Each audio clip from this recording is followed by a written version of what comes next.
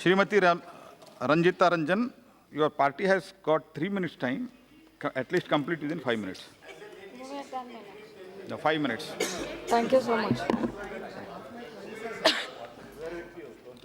धन्यवाद अध्यक्ष जी।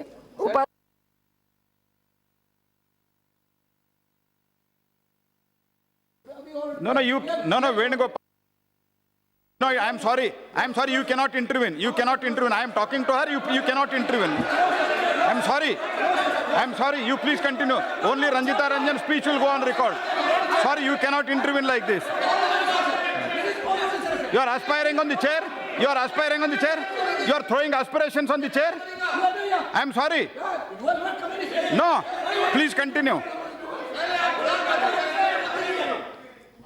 I'm sorry. I have told whatever I wanted to tell. What is the direction of the speaker? I have told. Mind your language. What do you mean? Please continue. क्या करूं यार? Please sit down. No, please continue your speech.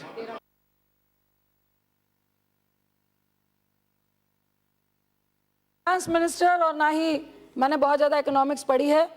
कुछ प्रश्न है, मैं request करूंगी कि अगर नोटबंदी एक बहुत अहम स्टेप था गवर्नमेंट का, तो निश्चित तौर से एज अ वुमेन पर्सन भी आप आज ये भूल जाना कि मैं एमपी हूँ। मैं एक एज अ महिला और जो गांव में देख रही हूँ लोग मुझसे प्रश्न कर रहे हैं, मैं 2-4 प्रश्न करूंगी। अगर अच्छा लगे तो आप पूछने देना, अदरवाइज आप माइक बंद कर सकते हैं। बार बार पीएम साहब कह रहे थे कि इंदिरा जी ने क्यों नहीं किया, इंदिरा जी ने डिमोनेटाइजेशन क्यों नहीं किया, मोरारजी देसाई जी ने किया, उसके बाद किसी ने नहीं किया। 40 बार कमेटियां बैठी और ये चीज़ों की बात हुई। आपने बार बार आपके पीएम ने कहा कि इसलिए नहीं किया क्योंकि उनको वोट की राजनीति करनी थी। प्लीज सुनो, प्लीज। मैंने बोला पीएम ने कहा, मैंने नहीं कहा। No cross talking. यहाँ तो उनके भाषण से यही लग रहा था। Please address the chair. जब भाइयों बहनों वो कहेंगे तो हम क्यों, आपका ही पीएम बोलना पड़ेगा ना। No, please address the chair. उन्होंने ये कहा कि इंदिरा जी ने वोटिंग के लिए किया था, लेकिन मैं जरूर कहूंगी कि 100 बेईमान बच जाए, लेकिन एक ईमानदार को बचाने के लिए जो लीडर होता है वो पहले ईमानदार को बचाता है। जो 125 डेथ हुई है, यह अनुभव था उनका। अब आपकी अनुभवहीनता ने नोटबंदी करवाया। आज जिस तरह से नोटबंदी के कारण जो 125 करोड़ में से 120 करोड़ लोग जिनके पास कैश सिर्फ उतना ही है जिनसे वो अपने बाल बच्चे पाल सके, अपनी बेटियों की शादी कर सके, अपने बेटे को सेटल कर सके, मुझे समझ नहीं आई फाइनेंस मिनिस्टर साहब कि एनपीए का काला धन था या बेनामी संपत्ति में काला धन था। मैं नहीं कह रही ये काला धन नहीं था, लेकिन ये कैसा काला धन था। बहुत सारे यहाँ पर मेरे सदस्यगण बैठे हैं, पुरुष सदस्यगण बैठे हैं, उनकी वाइफ अगर वर्किंग भी होगी तो वो 2 रुपए जमा करती है अपने घर को सेव करने के लिए। 2008 में मनमोहन सिंह जी ने अपने देश की आर्थिक स्थिति को तभी मजबूत रख पाए थे क्योंकि उन्होंने ये कहा था कि हमारे हर व्यक्ति के पास कैश होता है, और ये वो काला धन और वो क्राइम वाला काला धन नहीं है। वैसे ही एक घर में जब एक पति कहता है कि मेरा बिजनेस ठप हो गया है, मेरे को घर गिरवी रखना पड़ेगा, तो पत्नी या माँ के रूप में एक महिला कहती है कि मेरे पास तुम्हारे ही पैसे चुराए हुए हैं, फिक्र नहीं करो, घर बच जाएगा। तो क्या वो काला धन था? मैं आपसे पूछती हूँ, हमारे देश में एक बहुत बड़ी कुरीति है दहेज। एक 10,000 कमाने वाला व्यक्ति एक टीचर से अपने बेटी का ब्याह करता है, खासकर यूपी, बिहार में, बंगाल में, तो कहता है भैया मेरे को 10 लाख देने हैं। मैं मोदी जी से रिक्वेस्ट करूंगी कि हम तो सारी पेमेंट चेक में डाल देंगे, महिलाओं ने भी डाल दी है, क्या प्रधानमंत्री और आपकी गवर्नमेंट जब तिलक लगता है तो वो चेक देंगे क्या? उस लड़के को देंगे क्या? उस बेटी की शादी कराएंगे क्या? अगर नहीं करा सकते तो कोई राइट नहीं था। अगर आप कुरीतियों को खत्म नहीं कर सकते तो सिर्फ एग्जाम्पल दूंगी, इंदिरा जी ने वोटिंग के लिए नहीं, आपने वोटिंग के लिए क्यों किया? 15 लाख स्विस बैंक से तो आए नहीं, तो अब क्या करें? आपकी तो जुमलों की सरकार है, तो उसको कैसे खत्म करें? तो ऐसा करते हैं, खेत में आग लगा देते हैं। कैसे? 125 करोड़ एक खेत में, जब खेती गंदे नाले के पानी से खराब हो रही होती है तो किसान क्या करता है? मेड़ काटता है और गंदे नाले के जो नाला है उसको बंद करता है। आपने क्या किया? गंदे नाले को, पानी को बंद कर देंगे तो फाइनेंस कहां से होगा? में पैसा कहां से देगा? पैसा कहां से देगा? अंदर दिया। लेकिन लोगों को तो बताना है, लोगों को तो बताना है कि हम काला धन लाने के प्रयास में हैं। तो पूरे देश को प्लीज सुनो, पूरे देश को लाइनों में खड़ा कर दो और फिर एक बार लोगों को मूर्ख बनाओ।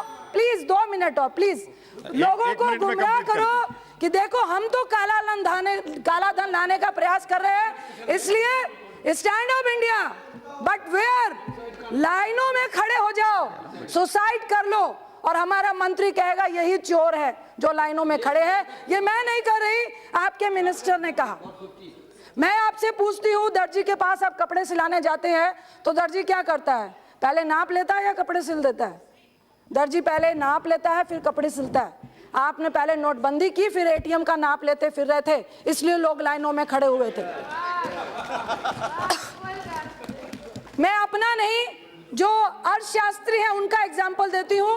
उन्होंने कहा कि आपके सामने जो काला धन था इसको हम भी एक्सेप्ट करते हैं, लेकिन आपकी आंखों के सामने उन्होंने बैंक में अपना काला धन डाल दिया जो कम से कम ब्लैक मनी कहलाता था, आज वो व्हाइट मनी कहला रहा है। कैसे? बड़े उद्योगपति 2000 एम्प्लॉइज हैं। शायद मैं बहुत पढ़ी लिखी नहीं हूं, मुझे समझ नहीं आ रहा, लेकिन लोग ये कह रहे हैं और ये फैक्ट है। और प्रोफेसर अरुण जी ने भी कहा कि उन्होंने 6 मंथ की तनख्वाह दे दी अपने एम्प्लॉइज को। एम्प्लॉइज मोदी जी से तो कहने जाएंगे नहीं, क्योंकि मोदी जी पेट में भोजन नहीं दे रहा है, उनका बॉस उनको भोजन दे रहा है। अगर उसकी 50,000 20,000 तनख्वाह है और 6,000 उसको एडवांस दे दिया तो सारे पुराने नोट 2.5 लाख तो उसने जमा कर दिए। अब जो उसको नए नोट आएंगे तो वो मालिक ने अपने, कम से कम उनका अंदाजा है कि 2.5 से 3 लाख करोड़ रुपए आपकी नजरों के सामने बैंक में वाइट हो गए।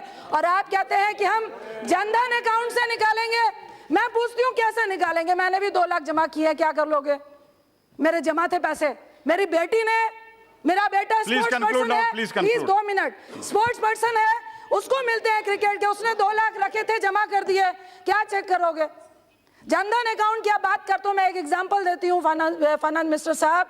मुझे एक व्यक्ति ने गांव के कहा कि मेरे पास एक व्यक्ति 1 करोड़ लेके आया और कहा कि भाई गांव के मुखिया को कि 1 करोड़ वाइट करना है, 80 मुझे दे देना, 20 को सेट कर दो। सारे गांव के लोग बैठ गए, कहा भाई ऐसी बात है कि 20 लाख हम लोग को मिल जाएंगे और 80 उनको देना है। सारा गांव मान गया, क्योंकि मिनिस्टर साहब गांव के लोग बेईमान नहीं होते। और जब इतना करप्शन है तो लोग कहते हैं भैया मुझे जनधन में 5,000 मिल रहा है, 80 लाख निकाल के दे देंगे, 20 लाख हम सब बांट लेंगे। तो जनधन अकाउंट में भी ऐसे वाइट हो गया और आप कुछ नहीं कर पाओगे। आप कह रहे हो टैक्स पदाधिकारी 18 लाख बैंक को, 18 लाख बैंक को, 18 लाख बैंक के अकाउंट्स की जानकारी आप लोगे, लेकिन उद्योगपतियों के और बैंकों की ऑडिट आप नहीं करेंगे।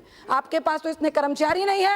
आपने नए तरीके के 2 भ्रष्टाचार दिखाए, एक बैंक भ्रष्टाचार और दूसरा ये जो अब आप इनकम टैक्स के जो इंस्पेक्टर राज को शुरू कर रहे हैं, ये सिर्फ लोगों को त्राहिमाम करना है। मेरा लास्ट में सिर्फ प्रश्न है एक मंत्री जी से कि मंत्री जी, फाइनेंस मिनिस्टर का मुझे नहीं लगता ये डिसीजन था, ना ही आरबीआई गवर्नर का था, क्योंकि आरबीआई गवर्नर का भी काम उस दिन पीएम ने कहा था, आरबीआई गवर्नर ने किया था जो अनाउंसमेंट आरबीआई गवर्नर करता है। फाइनेंस मिनिस्टर का भी जो बजट की स्टेटमेंट थी वो सब 31 दिसंबर को दे दी थी।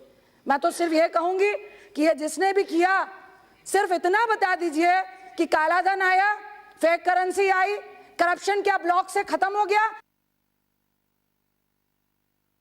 क्या पुलिस वाला गाड़ी पकड़ता है तो घूस लेनी बंद हो गई? ये नोटबंदी से कैसे बंद हुआ ये मुझे समझ नहीं आया। मैं आपसे पूछती हूँ, आपने जब वो नहीं लगा, 1 मिनट लूंगी, digital payment please conclude, half minute.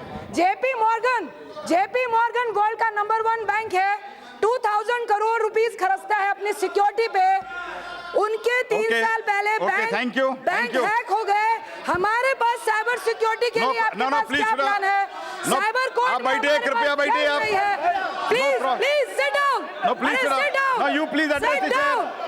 Please half Ranjit Ranjan ji, please address the chair. Please only half minute. आपके पास साइबर सिक्योरिटी के लिए क्या प्लान है? आपके पास साइबर कोर्ट में हमारे पास जज नहीं है, क्या प्लान है? बैंक के सर्कुलर में अगर आपका एटीएम हैक होता है और आपके पैसे कोई निकाल के ले जाता है तो बैंक उसका जिम्मेदार 90% तक नहीं है। तो उसकी क्या प्लानिंग है? श्री जगन्नाथ बिकापाल। धन्यवाद।